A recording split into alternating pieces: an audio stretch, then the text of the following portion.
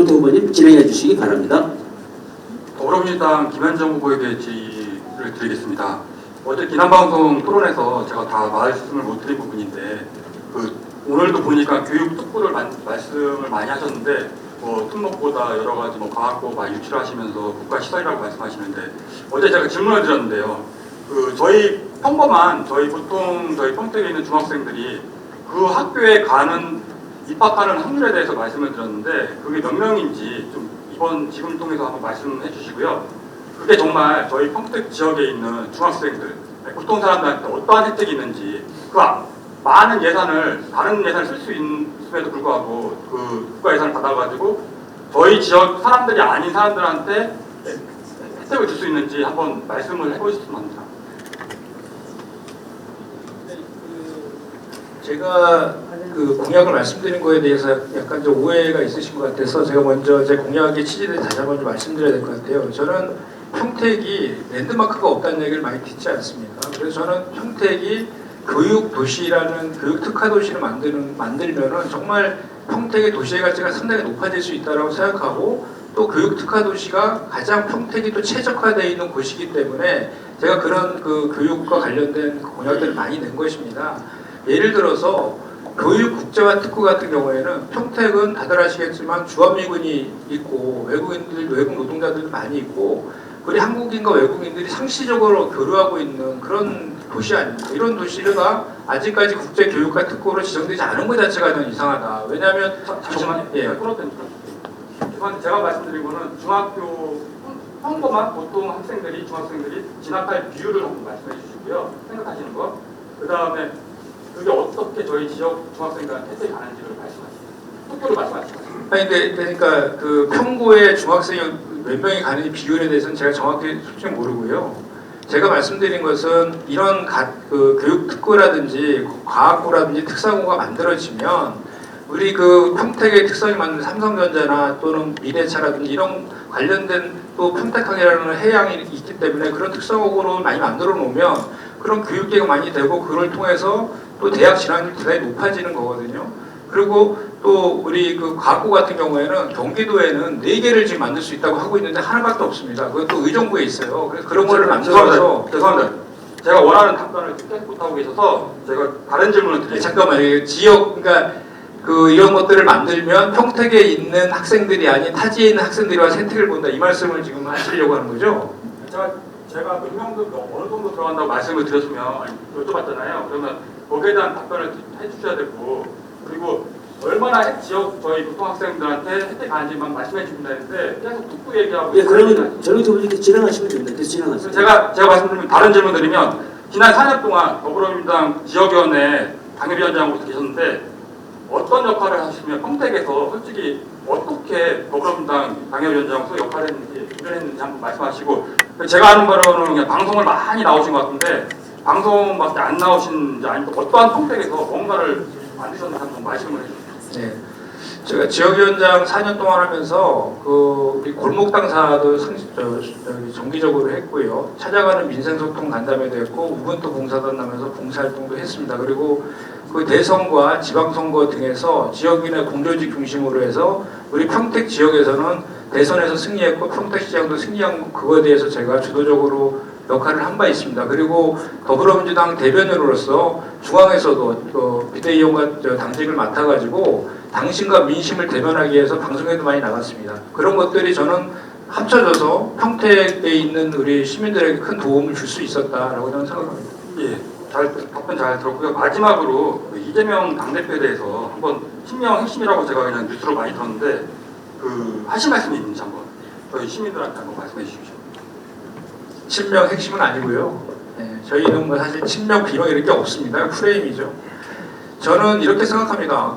대선 패배자라는 얘기를 많이 합니다. 시민들께서. 무슨 말이냐면 이재명 대표가 대선에서 패배한 이후에 0.73%로 패배한 이후에 정말로 셀 수 없는 압수수색과 수많은 수백 명의 수사 검사를 통해서 지금 수사 재판이 진행 중에 있습니다. 사법 시스템 체제 내에서 수사받으라 라는 말 맞습니다. 그리고 수사나 재판 안 받은 거 없지 않습니까? 계속 받고 있지 않습니까? 그러면 왜 그런 법치주의가 우리 야당과 이재명 대표에게만 가혹하냐? 김건희 여사랑 대통령 관련된 그쪽에도 똑같은 잣대로 돼야 된다. 이거에 대한 지적은 분명히 제가 할 수밖에 없습니다. 이동 후보님 진행해 주시죠. 네, 짧게 여쭙겠습니다. 라임 사태에 대해서 알고 계십니까? 김현종 의원님? 네.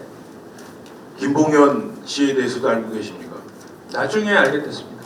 나중에요? 라임 사태를 먼저 하셨습니까? 김봉현을 먼저 알게 되셨습니까? 그러니까 정확히 질문하세요. 그러니까 아니, 제 질문은 정확합니다. 김봉현 씨를 먼저 알았습니까? 라임 사태가 벌어진 걸 먼저 아셨습니까? 김봉현 씨부터 알았죠. 예. 라임 사태는 지난 20년에 일어난 최대의 금융 사기 사건입니다. 언론에 따르면 피해액만 1조 7천억 원이라고 합니다. 김봉현 씨는 이 사건으로 징역 30년형을 최종 확정받았습니다. 금융 사기에서 30년이라는 숫자는 어마어마한 겁니다. 김현정 후보님께 다시 여쭙니다. 김봉현 씨는 라임 사태의 몸통입니까? 아닙니까? 몸통입니까? 아닙니까? 그게 무슨 질문이죠? 라임 사태의 몸통인지 아닌지를 여쭙습니다. 그건 제가 정확히 알 수 없죠. 그렇죠? 김현종 후보자는 민주노총 간부 시절인 2015년 9월 18일부터 21일까지 필리핀 클락의 고급 풀빌라인 폰타나 리조트로 김봉현 씨를 비롯해 민주당의 기동민, 이수진, 김갑수 전 열린우리당 대변인 등 야권의 정치인들과 여행을 간 것으로 보도에 알려졌습니다. 사실입니까? 여행을 간 건 사실이지만요. 네. 그 기사의 제목에 김봉현 주도 아니, 그러니까 사실인지가 아니지만 말씀해 주시죠. 간 건 사실입니다. 네. 김현종 후보자는 유튜브에 나오셔서 이런 김봉현을 옹호하는 발언을 서슴지 않으셨습니다. 김봉현이 라임의 몸통이라고 하는 말은 기가 막힌 말입니다. 라고 말씀을 하셨는데 몸통인지 아닌지 기억이 안 나십니까? 아직도 몸통이 아니라고 생각하십니까?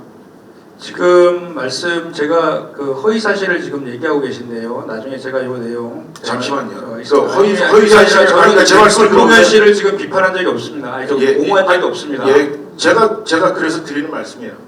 제가 이 토론에 임하면서 사실이 아닌 것을 가지고 제가 이 말씀을 드리겠습니까? 김봉현이 라임의 몸통이라고 하는데 기가 막힌 일입니다. 김봉현은 수원의 사업을 운영하기 위해 라임의 돈을 빌려다 쓴 사람이잖아요. 그게 본질이에요. 라임 사태가 터지면서 돈을 회수할 것 같으니까 회수하기가 어려워지니까 그걸 막기 위해서 본인 차원에서 이런저런 일을 했던 게 다예요. 그런 사람이 몸통이라는 건 말도 안 되는 거예요. 이것이 옹호가 아니고 뭡니까? 여론입니까? 자, 제가 지금 말씀드리겠습니다. 이런 말씀을 하신 적이 있습니까? 아니, 잠깐만요. 아니, 지금 제가- 취지를 아주 오해하고 있습니다. 국회에서 얘기하고 있기 때문에. 아니, 제 질문에 답을 하시면 되죠. 예인지 아닌지. 저 대답할 날이잖아요. 예.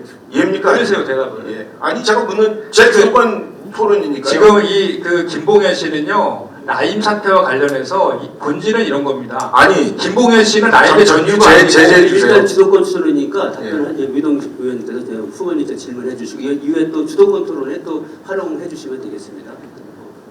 제가 몸통이라고 생각하시냐 아니냐를 여쭙고 그것에 대해서 허위 사실을 이용해서 제가 질문을 한다고 후보자님께서 말씀을 하시니까 제가 지금 읽어드린 이 대목은 다른 데도 아니고 제가 만든 것도 아니고요.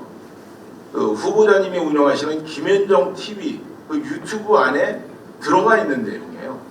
그것을 그대로 저희가 적은 내용입니다. 이런 말씀을 하신 적이 기억이 나세요, 안 나세요? 제가 허위 사실이라고 얘기한 것은 내가 김봉현 그 대표를 옹호했다라는 표현을 얘기한 거예요. 아니, 저는 그러니까 옹호한 적이 없습니다. 그런 사람이 몸통이라는 건 말도 안 돼요. 그러니까 라임 사태에 대해서 그건 판단의 문제일 테니까. 아니 정무위원 10년 했으면 라임 사태인 줄 알고 그 질문하시는 거예요? 네. 라임 사태가 뭡니까? 너무 잘 알고 있고요. 다음 그럼 제 하겠습니다. 얘기를 들으세요. 다음 질문하겠습니다. 네. 이건 폰타나 여행을 이 발언을 하신 것은요. 폰타나 그 필리핀 클락의 고급 풀빌라 폰타나의 여행을 다녀오신 후에 하신 발언이죠? 전에 발언입니까? 폰타나 그 클락 저기 저기 필리핀 간 건 2015년도고요. 네. 라임 사태는 2020년도에 벌어졌어요. 그러니까 이게 이 5년 뒤에 있었던 일이 이게 그럼 뭔 상관입니까? 아니 이 발언이 그러니까 그 여행 가시기 전에 이제 김봉현하고 교제를 한 이후에 하신 발언이잖아요, 그죠? 교제라는 표현도 적절하지 않습니다. 네, 왜냐하면 알겠습니다. 그 필리핀은 김갑수라는 지인이 그러면 가자고 제안한 그 거고 이 피해자 여러분들께 사과하실 의향이 있으십니까, 없으십니까? 피해자분들한테 제가 왜 사과를 해야 됩니까? 방식이 같고요. 네, 말씀 진행해 주시죠. 네. 조금 전에 그 기사 관련해 가지고 악의적 기사를 가지고 해서 계속 답변할 시간도 안 주고 그래서 제가 좀 짤막하게 말씀드리겠습니다. 주간 조선이 선거 때만 되면 민주당 후보들에 대해서 공격하는 것은 하루 이틀이 아닙니다. 그 노무현 대통령에 대해 허위 사실을 했다가 위자료 2천만 원 배상 판결을 받은 적도 있고 유사명 씨에 대해서 허위 사실을 올렸다 기사 내린 적도 있습니다. 이렇게 선거 때에 맞춰가지고 이렇게 그것도 방송하기 한 하루 이틀 전에 악의적인 기사를 내서 한 달에도 정권 심판을 바라는 우리 평택 시민의 눈과 귀를 가릴 수 없다라는 말씀 먼저 드리고 저는 이 악의적 기사에 대해서 분명하게 언중이 제소와 민형사상의 조치를 검토하고 있다는 말씀 먼저 드리겠습니다. 그리고 이 내용에 대해서 제가 말씀드리면 2015년도에 지인의 소개로 필리핀을 간 것입니다. 거기 가서 김봉현 씨라는 사람을 처음 봤습니다. 그게 답니다. 그리고 저는 그 김봉현 씨가 라임의 대표도 아니잖아요. 라임의 대표인지도 몰랐고 그게 답니다. 그리고 라임 사태는 2020년도에 벌어졌고 저는 2015년도에 노조위원장이었습니다. 제가 뭐 정치인도 아니었어요. 그런데 제목이 라임의 김봉현 주도 폰타나 모임 멤버였다. 회장 주도의 야권 정치 모임. 저 정치인도 아니었고 그 김봉현이 주도한 폰타나 모임이라는 자체를 모르는데 어떻게 이 기사가 그 팩트에 기인할 수 있습니까? 그리고 2020년도에 라임 사태가 터졌을 때 제가 금융노조 위원장을 했기 때문에 이 라임과 옵티머스 사건에 대해서 칼럼을 쓴 적이 있고 유튜브에서 제가 그거에 대해서 논평한 적이 있습니다. 라임 사태의 본질은 그 박근혜 정부 때 그 사모펀드에다 규제를 대폭 완화해가지고 5억 이상 투자할 수 있는 거를 1억으로 낮추고 감독 의무도 다 빼주고 면제해주고 이런 문제 때문에 이 사태가 벌어진 거예요. 그 본질이 그것이다라는 거를 제가 지적을 한 것이고 제가 오히려 김봉현 대표랑 그 친소관계가 있다면 제가 왜 김봉현 대표를 비판하는 칼럼을 쓰고 유튜브에서 얘기를 합니까? 왜 반대로 얘기하십니까? 그리고 김봉현 씨는 그 기사에서 김봉현이 라임의 전주다 뭐 이러면서 그 당시에 이제 국민의힘이죠 야당 쪽에서 우리 민주당과 권력형 게이트다 이렇게 공격을 많이 했었어요. 근데 실체가 하나도 없지 않습니까? 실제로 김봉현 씨는 라임에서 돈을 600억을 갖다가 빌려다가 횡령을 한 사람이에요. 횡령을 했는데 그것이 이제 이 라임 사태가 터지면서 한배가 들어오자 그것을 모면하기 위해서 자기가 600억 횡령과를 감추기 위해서 사기 행각을 벌인 범죄자입니다. 그래서 이 라임 사태의 전주라든지 라임 사태의 본질과는 상관이 없죠. 여기 사모펀드에서 좀 아시는 분들 보시면 사모펀드의 전주가 누굽니까? 우리 시민들 아닙니까? 시민들 돈 걷어갖고 구성하는 게 펀드 아닙니까? 그리고 그래서 제가 이거에 대해서 이건 정확히 사실이 아니다라는 얘기를 제가 말씀드린 거고 2015년도에 그래서 지금 2024년도인데 9년이 지난 이후에 저에 대해서 이거 관련해서 뭐 한 가지 의혹이 나온 게 있습니까? 이 기사 중에 저에 대한 의혹이 있습니까? 그냥 질문을 아니 제가 지금 해야 되겠습니다. 그렇게 됐고 그 다음에 저에 대해서 뭐 기동민 의원, 이수진 의원 지금 재판 중이라고 하는데 저는 단 한 번의 수사나 조사 자체를 받지 않았습니다. 윤석열 검찰에서 그렇게 야당 의원들에 대해서 수사를 강화했지만 만약에 제가 의혹이 한 가지라도 조금이라도 있었으면 저도 민주당의 대변인 비대위원이었는데 그거를 조사하지 않았을 리가 없지 않습니까? 저는 그래서 이거 관련해서는 악의적인 그런 거에 대해서 여당의 정책위원장이라는 분이 정책 얘기는 하지 않고 이런 걸 가지고 기대해서 선거에서 유리하게 하려고 하는 거에 대해서 참 개탄스럽다 이 말씀을 좀 드리고요. 제가 이제 그럼 질문을 드리겠습니다. 우리 유희동 후보님 박근혜 전 대통령 탄핵에 찬성하셨죠? 네. 찬성하셨죠? 그 찬성한 거 지금도 잘했다고 생각하십니까? 네. 알겠습니다. 그러면 최상병 순집 수사 외압 사건에 대해서 네. 지금 우리 이것이 지금 대통령실과도 연계가 있다는 의혹도 있고 또 이거의 핵심 피의자인 이종석 장관을 호주 대사를 임명에 도피시켰다가 여론이 악화되니까 사퇴시키고 그랬어요. 네. 최상병 순직 수사 외압 사건 제대로 수사해야 된다고 생각하십니까? 네.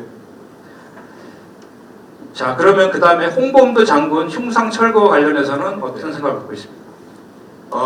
그 역사적인 판단은 다양한 의견을 가질 수 있는데요. 이것이 그 순수하게 이 역사적인 사실에 대해서는 명과 암이 있는 거기 때문에 공과 과가 있는 것이라서 그것을 이렇게 정치적 이슈로 끌어올리는 것에 대해서는 되게 유감. 흉상 철거에 찬성하십니까? 반대하십니까? 그것만 얘기하세요. 흉상 철거에 대해서는 저는 반대합니다. 자, 그러면 일제 강제동원 피해자 배상 판결 무시하고 제3자 변제안 밀어붙인 것. 김현정 후보께 한 가지 더 질문하겠습니다. 정책의장으로서 정책을 이야기하라고 하시니까 제가 정책을 이야기하겠습니다. 평택을 잃어버린 10년이라고 표현을 하셨어요. 그런데 평택이 제가 국회의원이 당선된 게 14년인데요. 14년부터 현재까지 인구가 44만에서 59만으로 약 15만 명이 증가를 했습니다. 지방세가 3,100억에서 8,500억으로 약 2배 이상이 증가했어요. 시예산이 9,400억에서 2조 2천억 정도로 지금 이거 2배 이상 증가를 한 거죠. 이 과정에서 잃어버린 건 뭡니까, 평택이? 네? 후보님은 평택의 변화 상황을 전혀 모르세요. 네? 그리고 자신의 목적에 맞게, 정치적 이익에 맞게 이것을 억지 프레임을 씌우시려고 하시는 거예요. 왜? 아까 보충 질문에서도 저 후보님이 답변하셨습니다만 지난 10년간 평택이 너무나 빠르게 변화하고 성장하고 있다고 얘기를 하셨어요. 그런데 도대체 뭘 잃어버렸다는 겁니까? 우리 시민들이 잃어버리면 좋습니까? 기분이? 그게 지역의 정치 지도자가 할 말입니까? 뭘 잃어버렸습니까? 우리 시민들이 그렇게 얘기를 하십니다. 아니, 어떤 시민이 얘기하시는지를. 의원은 10년 동안 존재감이 없었다. 아니, 그러니까 존재감이 있고 없고를 떠나서. 얘기할게요. 왜 얘기를 하려면 못하게 하시면서 자꾸 얘기를 하려니까. 아니, 엉뚱한 얘기를 하시니까 그렇죠. 내가 할 날이잖아요. 뭘 잊어버렸는지 제가 네. 얘기 드릴게요. 말씀하세요. 네. 그 제가 조금 전에 그 정책의장이라고 정책동 하도 막 쓰셔가지고 내가 질문하다가 아까 막힌 게 그런 거예요. 박근혜 탄핵, 최삼백 순직 수사 외압, 홍범도 장군. 후보님 죄송한데요. 제 더 이상 듣지 않겠고요. 평택에 대해서 잃어버린 것을 말씀하시라니까 왜 엉뚱한 말씀을 하세요? 그럼 제가 다른 거 해줄게요. 한 건 뭐가 있습니까? 다른 거 해줄게요. 그 질문을 저한테 주세요. 후보님의 GTX 공약을 보니까 국비를 확보해서 조기에 준공하겠다고 하는데요. GTX는 기본적으로 국비 사업입니다. 그런데 무슨 국비를 확보하겠다는 겁니까? 지난번에 윤석열 대통령이 민생토론회에서 GTX A시설 평택으로 연장하면서 3,700억 소요되는 비용은 평택시에서 부담하라고 했잖아요. 그게 아니고요. 그 내용을 좀 이해를 하시고 비판을 하시고 지적을 하셔야 돼요. 이건 기본적으로 국비 사업입니다.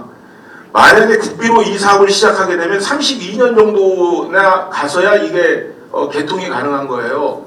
그런데 평택시는 이것을 시민들의 편의 때문에 빨리 땡겨서 조기 개통하고 싶은 겁니다. 그래서 이렇게 원하는 지역은 시가 원인자 부담에 의해서 자체적으로 예산을 대고 빨리 개통해라 이런 뜻입니다.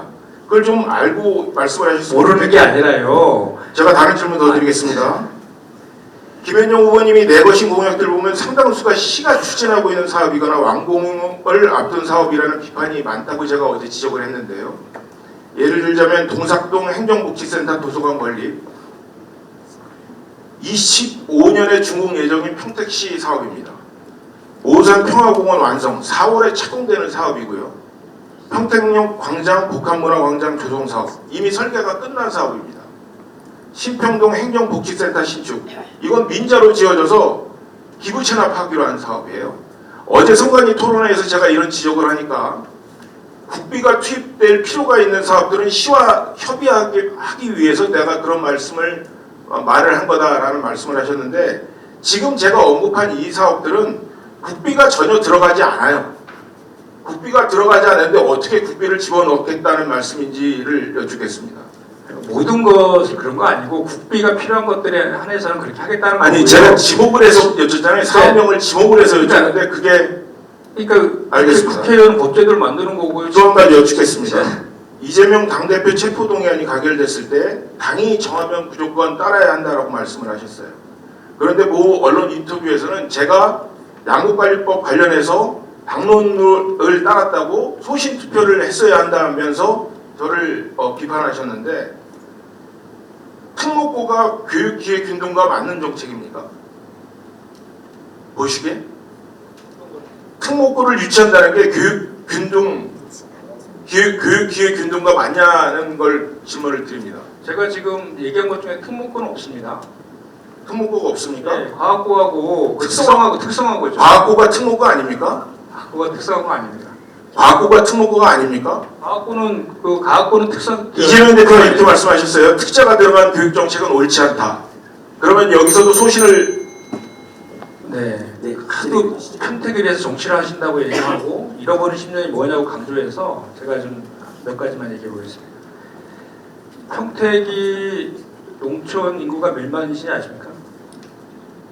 정확하게 농업 인구가 얼마인지까지 숫자는 모르겠습니다. 10년 동안 평택을 위해서 정치하셨다면서 이 농업 인구도 모르는 게 좀 말이 안 되고요. 2만 명이고요. 그 도농 복합도시고 경북도에서 두 번째로 큰 농지를 갖고 있는 게 평택입니다. 그런데 그 평택의 그 농민들의 생존권이 걸려있는 양곡관리법 거부권에 대해 제2요구에 대해서 양곡관리법에 대해서 반대하셨어요. 그것이 평택을 위한 정치인지 제가 묻고 싶고, 그 다음에 GTX A시선 평택 연장과 관련해서 국비라고 하면서 왜 선거 바로 총선 앞에 두고 평택의 민생토론회에서 하면서 대통령이 3,700억 평택시가 부담하라고 합니까? 그러면은 그 평택시에서 재정이 없는데 이 GTX A시선이 가능하지 않다라는 논리잖아요. 그래서 저는 이거에 대해서 그 국회에 가서 기자회견을 했습니다. 3,700억 국비 지원해달라고. 근데 평택을 위해 정치하시는 유희동 의원께서는 안 하시고 저 정부만 지금 두둔하고 계세요. 이것이 평택을 위한 정치인지 제가 묻고 싶고요. 또 하나는 용인반도체 클러스터 300조 그 들어온 거 아시죠? 그거에 대해서 그 페이스북에다가 해냈다. 이런 식으로 막 표현도 하신 걸 이제 봤어요. 그런데 지금 문제는 우리 평택에 삼성전자 세계 최대 규모의 평택 캠퍼스가 있는데 이게 지금 공사가 지금 4기째 짓고 있다 중단되어 있고 지금 공실 그 주변에 상가라든지 공실이 많을 정도로 대단히 지역 우리 평택의 경제에 대단히 악영향을 끼치고 있는 것도 사실입니다. 그런 상황에서 옆에다가 300조짜리 용인반도체 클러스터를 짓는 것이 우리 평택 시민들한테 어떤 것이 도움이 되는지에서 그것을 해냈다라고 한 건지도 제가 의문이 되다가 이 용인반도체 클러스터를 짓게 되면 우리 평택 시민들의 마실 물 송탄 상수원 보육을 해제하라고 지금 정부에서 요구하고 있습니다. 이게 용인반도체가 생김을 해서 평택한테 피해만 주고 있는데 이거에 대해서 저는 국회 소통관 가서 그 용인반도체 클러스터의 송탄 상수원 보고 해제 요구 철회하라 라고 기자회견을 했습니다. 우리 유희동 의원님은 평택에 정치한다면서 어떤 조치도 하지 않고 오히려 그 페이스북에다가 해냈다라고 그렇게 쓴 분은 아니십니까? 이게 어떻게 평택에 대한 정치입니까? 그래서 저는 저한테는 아까 답할 게 안 주셨어요. 그래서 저는 그 평택에 대한 정치 이거는 그 할 자격 자체가 없으시다 이 말씀을 제가 드리고 그 다음에 제가 한 가지 더 얘기하겠습니다. 지금 용죽지구 체육센터 관련해가지고 이것이 저는 지금 유희동 의원께서 2023년도 10월 20일 날 보도자료 배포해서 가능하면 질문을 하면서 토론을 진행. 저도 지금 답변 한 번도 못했습니다. 유희동 의원 평택 예산 증액 회고 이렇게 보도자료를 했고요. 총 사업비가 350억이 들고 2029년도에 완공 예정이다. 그리고 5억의 실시 설계비를 사용할 예정이다. 이렇게 보도자료 낸 적이 있습니다. 맞습니까? 네, 구체적인 문안 한 글자 한 글자 기억은 못하지만 그런 취지의 글을 낸 것은 기억을. 네, 그대로 쓴 걸 읽은 겁니다. 그리고 도시개발로 인근 지역의 수영장을 비롯해서 체육시설이 부족했기 때문에 네. 용죽지구 체육센터를 1순위로 추진했다. 네. 이것도 맞는 얘기고요. 네. 그리고 24년 1월 8일 의정보고에서 보고했고 네. 24년 3월 24일 날 생활체육 공약 발표에도 똑같은 내용을 넣습니다. 네. 그리고 가장 최근에 3월 26일 날 용죽 소사지구 아파트 연합회 주민간담회에서도 네. 국비 100억을 확보했다. 네. 국비 50%, 시비 50%로 할 것이고 총 350억의 사업비가 든다. 이런 발언을 하셨어요. 맞습니까? 그 발언은 기억이 안 납니다. 요거는 저희 그쪽에서 한 거를 녹취해갖고 저는 그 단독 말을 녹취하는 것을 허락한 적이 없습니다. 그 시민들이 그 방에다 올렸다는 얘기를 말씀드리는 거고요. 어쨌든 이런 말씀하셨다라고 했습니다. 네. 그러니까 요거는 뭐 기억이 안 난다라고 치고요. 네. 그런데 이 실시 설계비 5억에 대해서 네. 이것이 그 예산이 맞습니까? 그러면 예상이 아닙니까? 그러니까 예산은 5억이에요. 맞습니다. 기금과 예산의 차이 아세요? 맞습니다. 그 국민체육기금이잖아요. 예산서에 나와 있습니다. 예산서를 보시면 그 5억이라는 금액이 적혀 있으니까 예산서를 한번 보시죠.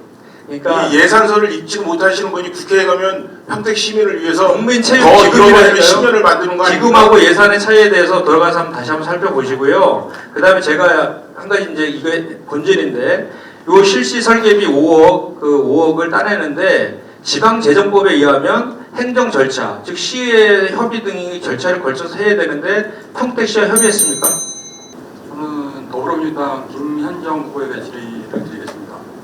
2020년 제21대 총선 시에 후원회장으로 이낙연 전 총리께서 총리가 맡아준 것으로 알고 있습니다. 정치인으로서 신의를 지키는 게 도리인데 지난 민주당 대선 경선 시에는 이재명 지금 현 대표를 지지한 활동을 한 것으로 알고 있습니다. 그래서 거기에 대해서 저도 이낙연 대표를 처음 만났는데 그 말씀을 하시더라고요. 그래서 거기에 대해서 어떠한 좀 소회를 한번 말씀해 주셨습니다. 저는 2020년도에 이제 당에서 영입돼가지고 공천을 받았어요. 그래서 그 당시에 이낙연 대표께서 영입된 인사들의 거의 대부분의 후원회장을 다 맡아주셔서 이렇게 이제 저희 후원회장을 하셨고요. 제가 그 이낙연 전 대표님을 뭐 그렇게 시일 저버렸다 이거는 전혀 사실이 아닙니다. 그래서 그 이후에 이제 그 경선이 이제 그 대선 경선이 있을 때 제가 그 이재명 후보를 이제 그 도왔죠.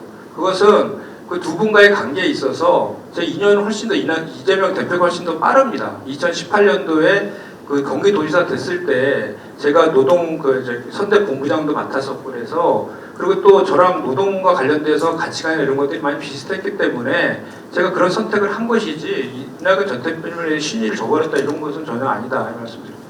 예, 알겠습니다. 제가 예비 후보 때부터 이렇게 한 120일 함께 뛰었는데요. 제가 그냥 지역 정가에서도 이런 얘기로 혹자는 근본 총선에서 패하면 서울로 이사가서 민주당 중앙당직을 얻어 정치활동을 하겠다는 전원이 있었는데 사실입니까? 전혀 사실이 아닙니다. 그리고 음주운전으로 2008년에도 벌금을 내셨고 뭐 2010년에도 250만 원 내는데 제가 그냥 저같이 평범한 사람한테 직장생활하는 사람으로서는 좀 이해가 안 되거든요. 이런 게 어떤 사유인지 아니면 국민들한테 좀 많이 평택 시민들한테 사과가 좀 필요하다고 생각하는데 그 입장을 한번 말씀해 주십시오. 네, 뭐 4년 전에도 똑같은 질문 받고 이거는 뭐 두말할 나위 없이 잘못된 것이다. 그리고 그거에 대해서 반성하고 있다고 말씀드렸고요. 16년 전, 14년 전에 이렇게 있었는데 다시는 이런 일 없도록 그렇게 하겠습니다.